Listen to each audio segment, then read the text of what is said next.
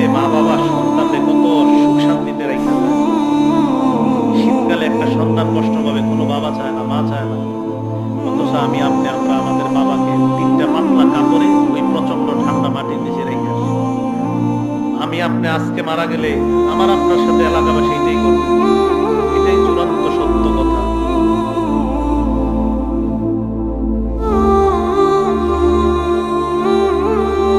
মারা যাওয়াটাই চূড়ান্ত সত্য কথা। মারা থেকে কেউ বাঁচতে পারবে না। আল্লাহ ডাক দিয়ে বলবে, আফরিশুহু মিনাল জান্নাহ, আমার বান্দারে পাতলা পোশাকে দুনিয়ার মানুষ কবর দিছে, তারা জান্নাতের পোশাক পরায়া দাও।